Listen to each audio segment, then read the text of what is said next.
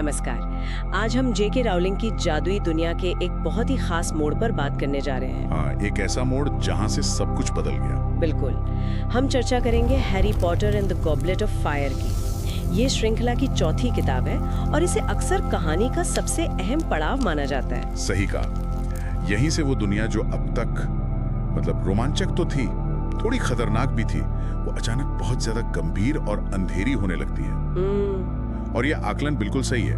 हमारे पास जो भी स्रोत सामग्री है वो भी इसी बात पर जोर देती है। अच्छा?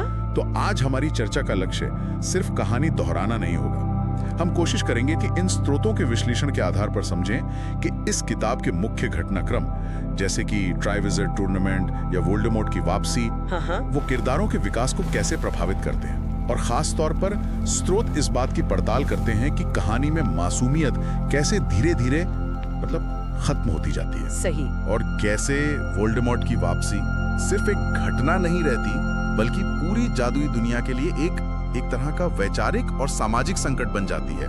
और वाकई ये किताब यादगार पलों से भरी पड़ी है। मुझे याद है शुरुआत में क्विडिच विश्व कप का वो शानदार माहौल, हाँ, वो उत्साह, फिर डेथ ईटर्स का हमला और वो डरावना काला निशान आसमान में। बिल्कुल। उसके बाद हॉगवर्ट्स में ट्राइविज़ार्ड टूर्नामेंट की घोषणा, उसकी वो खतरनाक चुनौतियां, और अंत में वो कब्रिस्तान वाला सीन और लॉर्ड वोल्डेमॉर्ट की वापसी।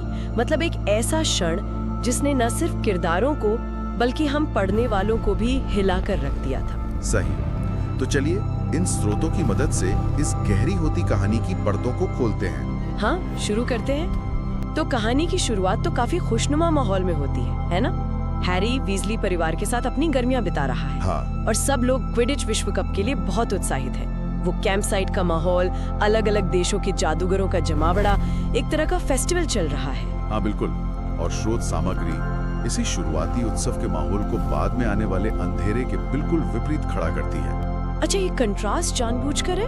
हाँ, ऐसा लगता है ये जानबूझकर किया गया कंट्रास्ट है। विश्व कप के बाद जब डेथ ईटर्स हमला करते हैं और आसमान में वो काला निशान उभरता है, हाँ, वो सिर्फ कहानी का एक मोड़ नहीं है। एक स्रोत इसे सुरक्षा के भ्रम का टूटना कहता है। सुरक्षा का भ्रम। विश्लेषण ये सुझाता है कि ये पहली बार है जब वो युवा पीढ़ी के जादूगर और शायद पाठक भी ये महसूस करते हैं कि खतरा सिर्फ पुरानी कहानियों या दूर की जगहों में नहीं है, बल्कि यही है। हाँ, बल्कि उनके अपने समाज के भीतर मौजूद है और कभी भी सतह पर आ सकता है। हाँ। ये सिर्फ वोल्डेमॉर्ट की वापसी का संकेत नहीं, बल्कि जादुई समाज में जो गहरे विभाजन है, जो नफरत है, उसके मौजूद होने का प्रमाण है। ये तो बहुत दिलचस्प विश्लेषण है कि खतरा सिर्फ बाहरी नहीं, अंदरूनी भी है। बिल्कुल। और शायद इसीलिए हॉगवर्ट्स की चारदीवारी भी अब उतनी सुरक्षित महसूस नहीं होती होगी। सही कहा। इसी बदली हुई भावना के साथ हैरी, रॉन और हर्माइनी स्कूल लौटते हैं। वहाँ भी माहौल कुछ बदलावा सा है। हाँ, नया साल, नई बातें। नए defence against the dark arts teacher आते हैं, मैड आई मूडी। हाँ। आते ही अपनी छाप छोड़ते हैं, थोड़े अजीब, थोड़े डरावने भी। हाँ, पर बहुत अनुभवी। बिल्कुल। और फिर होती है सबसे बड़ी घोषणा, ट्राइविज़ार्ड टूर्नामेंट की। और इस घोषणा के साथ ही कह सकते हैं तनाव और रहस्य का पर्दा और गहराने लगता है। नियम तो साफ थे, कम उम्र के छात्र हिस्सा नहीं ले सकते। चुनाव आग का प्याला करेगा। हाँ, एज लिमिट थी। लेकिन जैसा कि कई स्रोत बताते हैं, यहीं से कहानी में सिस्टम में हेरफेर का तत्व आता है। मतलब क्या ये महज एक इत्तेफाक है कि हैरी का नाम उस प्याले से निकलता है? स्रोत सामग्री इसे सिर्फ एक प्लॉट ट्विस्ट के तौर पर नहीं देखती। तो फिर क्या मानती है? वो इसे एक बड़े षड्यंत्र की पहली कड़ी मानती है। विश्लेषण इस ओर इशारा करता है कि टूर्नामेंट जिसे शायद एकता बढ़ाने के लिए आयोजित किया गया था, असल में किसी बाहरी ताकत द्वारा अपने मकसद के लिए इस्तेमाल किया जा रहा है। अच्छा। और ये अनिश्चितता, ये शक कहानी के हर अगले पड़ाव पर भारी पड़ता है। बिल्कुल। वो अनिश्चितता कि कौन है जो पर्दे के पीछे से ये सब खेल रहा है। खैर, फिर शुरू होती हैं वो 3 चुनौतियां। हाँ, जो फिजिकल और मेंटल दोनों लेवल पर प्रतियोगियों की परीक्षा लेती है। पहली चुनौती, ड्रैगन्स का सामना। हर चैंपियन को एक ड्रैगन से अंडा छुड़ाना था। और हैरी को मिलता है सबसे खतरनाक वाला, हंगेरियन हॉर्नटेल। हाँ, वो सीन तो जबरदस्त था। वो दृश्य जब हैरी अपनी फायर बोल्ट पर उड़ान भरता है, वो सिर्फ रोमांचक नहीं है, वो उसके असाधारण कौशल को भी दिखाता है। सही कहा। लेकिन स्रोत इसे सिर्फ कौशल की परीक्षा से आगे देखते हैं। एक विश्लेषण ये बताता है कि ड्रैगन चुनौती असल में व्यक्ति के अपने सबसे पुराने, सबसे गहरे डर का सामना करने का प्रतीक है। हाँ, उसमें दिमाग भी है। बिल्कुल, उसमें मुश्किल हालात में सोचने और योजना बनाने की क्षमता भी विकसित हो रही है। ये महज बहादुरी नहीं, बल्कि साधन संपन्नता, मतलब रिसोर्सफुलनेस की परीक्षा थी। ये बात तो सही है। दूसरी चुनौती में ये नैतिक वाला पहलू और उभर कर सामने आता है। हाँ, वो काली झील के नीचे वाली। अपने किसी करीबी को बचाना था, हैरी को रॉन को बचाना था, और वो ऐसा करता भी है। लेकिन फिर वो देखता है कि फ्लेयर डेलाकॉर अपनी बहन गैब्रियल तक नहीं पहुंच पा रही। अब नियमों के हिसाब से तो उसे सिर्फ रॉन को बचाना था। सही। लेकिन वो गैब्रियल को भी बचाने के लिए रुक जाता है। और यहीं पर स्रोत सामग्री हैरी के चरित्र के एक बहुत महत्वपूर्ण पहलू पर रोशनी डालती है। क्या कई विश्लेषण इस बात पर सहमत हैं कि ये क्षण हैरी को वो जो टिपिकल हीरो का सांचा होता है उससे अलग करता है। अच्छा, कैसे? उसके लिए शायद प्रतियोगिता जीतना उतना जरूरी नहीं है जितना सही काम करना। वो पॉइंट्स खोने का रिस्क उठाता है, लेकिन अपनी नैतिकता से समझौता नहीं करता।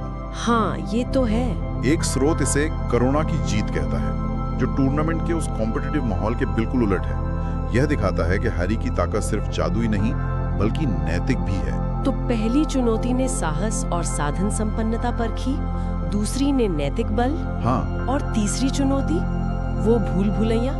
वो शायद सबसे मुश्किल थी। हाँ, जटिल थी। वो सिर्फ एक रास्ता खोजने का खेल नहीं था, बल्कि एक तरह का मनोवैज्ञानिक जाल था। अंधेरा, अजीब आवाजें, रास्ते बदलने वाली दीवारें, और उसमें छिपे खतरनाक जीव। हाँ। स्रोत बताते हैं कि भूल भुलैया को एक बाहरी और आंतरिक दोनों तरह के संघर्ष के रूप में डिजाइन किया गया था। अच्छा। बाहरी तौर पर प्रतियोगियों को फिजिकल बाधाओं और प्राणियों का सामना करना था, लेकिन अंदरूनी तौर पर वो अपने डर, अपने शक और अकेलेपन से लड़ रहे थे। एक विश्लेषण के अनुसार भूल भुलैया इस बात का प्रतीक है कि असली लड़ाई अक्सर बाहरी दुनिया से ज्यादा हमारे अपने मन के अंदर होती है। सही बात है। और इसी मनोवैज्ञानिक दबाव के बीच हैरी और सेड्रिक डिग्री, दोनों हॉगवर्ट्स चैंपियन, एक साथ कब तक पहुंचते हैं। हाँ, वो मोमेंट, वो क्षण जब वे आपसी सहमति से कब को एक साथ छूने का फैसला करते हैं, वो एकता और खेल भावना का प्रतीक लगता है। लगता तो है, लेकिन जैसा हमने शुरू में कहा था, ये कहानी अप्रत्याशित मोड़ों से भरी है। वो कप सिर्फ एक इनाम नहीं था। बिल्कुल नहीं, वो कप एक पोर्ट की निकला। पॉट की? हाँ। एक जादुई वस्तु जो उन्हें छूते ही हॉगवर्ट्स के मैदान से बहुत दूर एक अंधेरे डरावने कब्रिस्तान में ले जाती है। उफ, वो सीन। स्रोत सामग्री इस कब्रिस्तान के दृश्य को कहानी का मतलब दिल मानती है। वहाँ वर्मटेल है, यानी पीटर पेटिग्रू। हाँ। एक विशाल कड़ाहा है और वो भयानक अनुष्ठान चल रहा है। स्रोत इस अनुष्ठान के विवरण पर खास ध्यान देते हैं। पिता की हड्डी, सेवक का मांस और दुश्मन का खून। घिनौना था वो। हाँ, ये सिर्फ काला जादू नहीं है, ये वोल्डेमॉर्ट की वापसी के लिए जरूरी चीजों का एक घिनौना मिश्रण है, जो उसके चरित्र की विकृति को दिखाता है। और फिर उस अनुष्ठान के अंत में लॉर्ड वोल्डेमॉर्ट अपने शारीरिक रूप में वापस आ जाता है। ये वो पल था जिसका डर पूरी जादुई दुनिया को था, और वो अब हकीकत बन चुका था। हाँ, और वोल्डेमॉर्ट के वापस आते ही बिना किसी हिचकिचाहट के वो सेड्रिक डिग्री को मार देता है। एवराकेडावरा। बस ऐसे ही, पलक झपकते ही। सेड्रिक की मौत कहानी में एक बहुत बड़ा झटका है। स्रोत सामग्री इसे महज एक दुखद घटना नहीं मानती। तो क्या मानती है? एक प्रमुख विश्लेषण में से जादुई दुनिया का बचपन का अंत कहा गया है। बचपन का अंत? हाँ, सोचिए, सेड्रिक एक होनहार, लोकप्रिय और निष्पक्ष छात्र था। वो उस आदर्श का प्रतीक था जिसे हॉगवर्ट्स बढ़ावा देता है। सही। उसकी इतनी बेरहमी से हत्या ये साफ कर देती है कि अब नियम बदल चुके हैं। ये कोई स्कूल का खेल नहीं रहा, ये असली युद्ध है जिसमें निर्दोष भी मारे जाएंगे। जैसा कि एक स्रोत की टिप्पणी है, ये क्षण श्रृंखला के बचपन की मासूमियत को समाप्त करता है। युद्ध वास्तव में शुरू हो गया है। ये मौत कहानी के टोन को हमेशा के लिए बदल देती है। बिल्कुल। सेड्रिक की मौत के तुरंत बाद हैरी और उस नए शक्तिशाली वोल्डेमॉर्ट के बीच वो पहली सीधी लड़ाई होती है। हाँ, आमने सामने। वोल्डेमॉर्ट पूरी ताकत में है, उसके डेथ ईटर्स आसपास है, और हैरी अकेला, डरा हुआ लेकिन फिर भी लड़ने को तैयार। वो दृश्य जब उनकी छड़ियों की ऊर्जाएं जुड़ती हैं, प्रायोरी इनकेंटाटम, और वोल्डेमॉर्ट के पिछले शिकारों की छायाएं निकलती हैं, जिसमें हैरी के माता पिता भी हैं। हाँ, वो बहुत ही मार्मिक और शक्तिशाली दृश्य है। बहुत ज्यादा। ये सिर्फ एक जादुई लड़ाई नहीं है। स्रोत इसे अच्छाई और बुराई, प्रेम और घृणा, जीवन और मृत्यु के बीच एक मूलभूत संघर्ष के रूप में देखते हैं। हैरी का उस क्षण में टिके रहना अपने माता पिता की छायाओं से मिली हिम्मत के सहारे ये दिखाता है कि उसकी असली ताकत उसकी जादुई क्षमता से ज्यादा उसके रिश्तों और उसके अंदर की अच्छाई में है। हाँ, उसका कैरेक्टर। बिल्कुल। वोल्डेमॉर्ट भले ही शारीरिक रूप से शक्तिशाली हो गया हो, लेकिन वो हैरी के इस आंतरिक बल को समझ नहीं पाता, शायद कभी समझ भी नहीं पाएगा। हैरी किसी तरह उस कब्रिस्तान से बच निकलता है पुटकी के जरिए, लेकिन वो अकेला नहीं लौटता। नहीं, वो सेड्रिक के बीजान शरीर के साथ हॉगवर्ट्स के मैदान में वापस प्रकट होता है। जहाँ टूर्नामेंट के अंत का जश्न होना था, वहाँ मातम छा जाता है। हाँ, वो खामोशी। और तब डंबलडोर वो करते हैं जो बहुत हिम्मत का काम था। वो पूरे स्कूल और मेहमानों के सामने सच बोलते हैं। हाँ, वो जरूरी था। वो बताते हैं कि लॉर्ड वोल्डेमॉर्ट वापस आ गया है और उसी ने सेड्रिक को मारा है। डंबलडोर का ये कदम बहुत महत्वपूर्ण है, लेकिन यहीं से कहानी एक और जटिल मोड़ लेती है।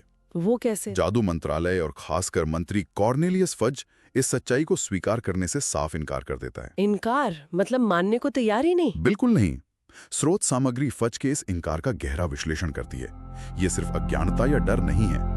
एक स्रोत इसे सत्ता का आत्मसंरक्षण कहता है। सत्ता का आत्मसंरक्षण मतलब फज को डर है कि वोल्डेमॉर्ट की वापसी की खबर से जनता में खलबली मच जाएगी, भगदड़ मच सकती है, जिससे उसकी अपनी कुर्सी खतरे में पड़ सकती है। ओ, अपनी पोजीशन बचाने के लिए। हाँ, इसलिए वो सच्चाई को दबाने का फैसला करता है। हैरी और डंबलडोर को झूठा करार देता है। अरे बाप रे। और इस इनकार का नतीजा क्या होता है फिर? नतीजा होता है जादुई समाज में एक गहरा विभाजन। विभाजन? हाँ। स्रोत बताते हैं कि ये विभाजन सिर्फ मंत्रालय और डंबलडोर के बीच नहीं होता, बल्कि ये आम जादूगरों के बीच भी फैल जाता है। अच्छा। कुछ लोग डंबलडोर की बात पर यकीन करते हैं क्योंकि वो उनका सम्मान करते हैं, उन पर भरोसा करते हैं। दूसरे मंत्रालय की बात मानते हैं क्योंकि वो आधिकारिक सोर्स है और उसकी बात मानना शायद ज्यादा आसान, ज्यादा सुविधाजनक लगता है। हाँ, आसान रास्ता। बिल्कुल। ये स्थिति दोस्तों, परिवारों और सहकर्मियों के बीच अविश्वास पैदा करती है। ये सवाल खड़ा होता है कि किस पर भरोसा किया जाए, सच क्या है? ये तो बहुत मुश्किल स्थिति है। हाँ, और स्रोत इस स्थिति की तुलना वास्तविक दुनिया के उन हालातों से करते हैं जहां सत्ताधारी ताकतें या मीडिया कभी-कभी असहज सच्चाइयों को दबाने के लिए फेक न्यूज या चरित्र हनन जैसी चीजों का सहारा लेती हैं। तो मंत्रालय का इनकार सिर्फ कहानी को आगे नहीं बढ़ाता, बल्कि समाज के ताने बाने को ही कमजोर कर देता है। हाँ बिल्कुल, ये आने वाले संघर्ष के लिए जमीन तैयार करता है, जहाँ दुश्मन सिर्फ वोल्डेमॉर्ट नहीं बल्कि अविश्वास और भ्रम भी है। और ये विभाजन तो वोल्डेमॉर्ट के लिए फायदेमंद ही होगा। बहुत फायदेमंद, क्योंकि बटा हुआ समाज बाहरी खतरे का एकजुट होकर मुकाबला नहीं कर सकता। तो जब हम इस पूरी चर्चा और स्रोत सामग्री के विश्लेषण को समेटते हैं, तो एक बात बिल्कुल साफ नजर आती है। Harry Potter and the goblet of fire सिर्फ एक रोमांचक कहानी भर नहीं है। जैसा कि स्रोत बार बार कह रहे हैं, ये वो निर्णायक बिंदु है जहां मासूमियत का दौर खत्म होता है। हाँ, जहां खेल जानलेवा बन जाते हैं और जहां लॉर्ड वोल्डेमॉर्ट का अंधकार सिर्फ एक खतरा न रहकर एक जीती जागती विनाशकारी सच्चाई बन जाता है। बिल्कुल। क्विडिच विश्व कप के जश्न से शुरू होकर टूर्नामेंट की चुनौतियों और सेड्रिक की दुखद मौत से गुजरते हुए कहानी वोल्डेमॉर्ट की वापसी और उसके बाद समाज में फैले इनकार और विभाजन तक पहुंचती है। हाँ, और ये किताब हमें कई गहरे सवालों के साथ छोड़ जाती है जिन पर स्रोत भी विचार करते हैं। जैसे जादू मंत्रालय और आम जादूगरों का वोल्डेमॉर्ट की वापसी की सच्चाई को शुरुआत में नकारना। क्या ये हमें वास्तविक दुनिया में भी मुश्किल या खतरनाक सच्चाइयों का सामना करने से बचने की जो आम मानवीय प्रवृत्ति होती है उसके बारे में कुछ सिखाता है? ये सोचने वाली बात है। या फिर सेड्रिक डिग्री का अंत और उसका बलिदान एक ऐसी दुनिया में जो गहरे अंधकार का सामना कर रही है, वहाँ नायकों और उनके बलिदानों के क्या मायने होते हैं? सही।